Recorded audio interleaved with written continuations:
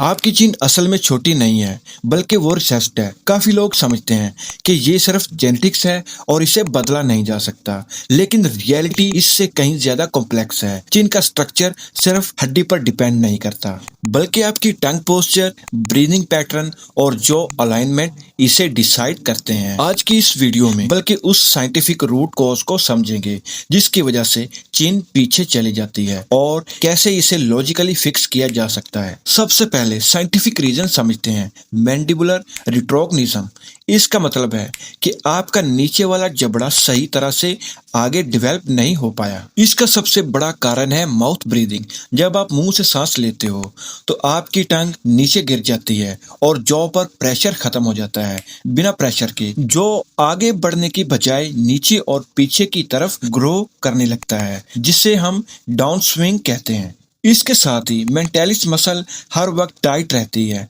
क्योंकि वो मुंह बंद करने की कोशिश कर रही होती है, जो चिन को और भी ज्यादा छोटा और पीछे दिखाती है। Number 2, the soft tissue illusion, bloating and fat. Nose की तरह चिन में भी एक बहुत बड़ा इल्यूजन काम करता है। अगर आपके निचले चेहरे लोअर फेस में फ्लूइड रिटेंशन या submental fat double chin area ज्यादा है, तो चिन की डेफिनेशन पूरी तरह छुप जाती है। अभी एक सिंपल टेस्ट करें।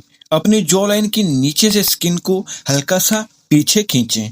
अगर आपकी चीन अचानक शार्प दिखने लगे तो इसका मतलब है कि बोन स्ट्रक्चर वहां है, बस सॉफ्ट टिश्यूज ने उसे ढक रखा है। इसका साइंटिफिक सॉल्यूशन है लिम्फेटिक ड्रेनेज और बॉडी फैट परसेंटेज को कंट्रोल करना, ताकि जॉ और नेक के बीच का एंगल सर्विकोमेंटल एंगल शार्प हो सके। Number 3, the logic based solution. अब बात करते हैं लॉजिकल सॉल्यूशन की, जिन्हें 3 स्टेप्स में डिवाइड किया जा सकता है और ये थोड़ा सा एडवांस है जिसे काफी लोग इग्नोर करते हैं। नंबर 1, करेक्ट टंग पोस्चर। ये कोई एक्सरसाइज नहीं, बल्कि एक नेचुरल रेस्ट पोजीशन है। टंग को हमेशा पैलेट पर चिपका के रखना। ये ऊपर की तरफ प्रेशर देती है, जो डायरेक्टली लोअर जॉ को सपोर्ट करता है। Number 2, mentalis muscle relaxation.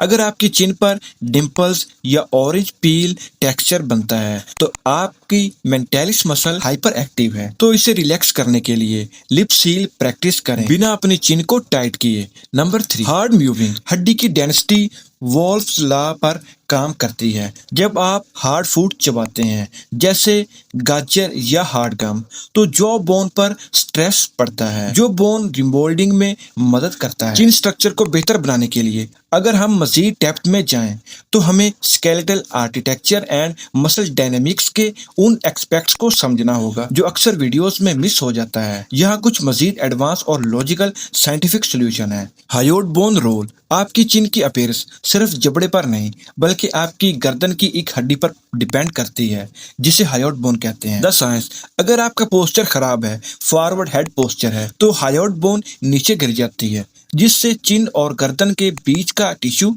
लटक जाता है। सॉल्यूशन। जब आप मूविंग करते हैं तो ये हायोट बोन को ऊपर खींचती है। इससे चिन के नीचे का एरिया तुरंत टाइट हो जाता है और चिन ज्यादा प्रोमिनेंट दिखने लगती है। Remoulding through intermittent loading. हड्डी कोई बेजान चीज नहीं है, ये एक लिविंग टिश्यू है जो प्रेशर के मुताबिक अपनी शेप बदलती है। इसे वॉल्फ्स लॉ कहते हैं। Scientific solution. सिर्फ चबाना काफी नहीं, चिन की प्रोमिनेंस बढ़ाने के लिए मैकेनिकल लोडिंग जरूरी है। Practice logic. सख्त चीजें जैसे मेस्टिगम या रॉ वेजिटेबल्स चबाने से मेसेटर मसल पर लोड पड़ता है। ये मसल जब बोन से टकराता है तो वहां माइक्रो स्ट्रेस पड़ता है, जो बोन डेंसिटी को बढ़ाता है और जॉ चिन के एंगल को ज्यादा डिफाइंड बनाता है। एक और बात, यहाँ सुनने में अजीब लगता है, लेकिन आपके नाक से सांस लेना आपकी चिन को ग्रो करने में मदद करता है। जब नाक से सांस लेते हैं तो बॉडी नाइट्रिक ऑक्साइड प्रोड्यूस करती है। ये गैस ब्लड सर्कुलेशन को बेहतर करती है और चेहरे के मसल्स को सही टोन में रखती है। Mentalis muscle hyper activity. अक्सर लोगों की चिन इसलिए छोटी लगती है क्योंकि उनकी ठोड़ी की मसल्स मेंटालिस हमेशा टेंशन में रहते हैं, जिससे चिन ऊपर की तरफ चढ़ जाती है, जिसे चिन डिम्पलिंग कहते हैं। आपको शीशे के सामने खड़े होकर अपने नीचे वाले लिप को रिलैक्स करके रखना है और इसकी प्रैक्टिस करनी है। जब मेंटालिस मसल रिलैक्स होगी तो चिन अपनी नेचुरल नीचे और आगे वाली पोजीशन में वापस आ जाएगी। Fat and bone projection. Scientific point of view से अगर आपका बॉडी फैट 12 से 15% के दरमियान में है तो दुनिया का बेहतरीन बोन स्ट्रक्चर भी वीक चिन दिखाएगा। चिन के नीचे एक स्पेसिफिक फैट पैड होता है जो चिन की डेफिनेशन को खत्म करता है। कैलोरिक डेफिसिट और high protein intake bone remodelling और स्किन टाइटनिंग के लिए जरूरी है ताकि हड्डी की प्रोजेक्शन बाहर नजर आए। मेरी एक सीरियस एडवाइस सुनो, याद रखें चिन का स्ट्रक्चर एक दिन में नहीं बदलता। अगर आपकी एज 25 से कम है तो आप स्केलेटल चेंजेस ला सकते हैं। अगर आप बड़े हैं तो आप पोस्चर और फैट लॉस से इसका अपीयरेंस 30 से 40% बेहतर कर सकते हैं। सर्जरी या फिलर्स लास्ट ऑप्शन है, लेकिन root cause breathing and posture को फिक्स किए बिना कोई भी रिजल्ट प्रोमिनेंट नहीं होगा। कंसिस्टेंसी ही सब कुछ है। अगर आप अगले 90 डेज तक सिर्फ अपनी ब्रीदिंग पैटर्न और टंग पोस्चर पर ध्यान देते हैं तो आप खुद मिरर में एक लॉजिकल चेंज देखोगे।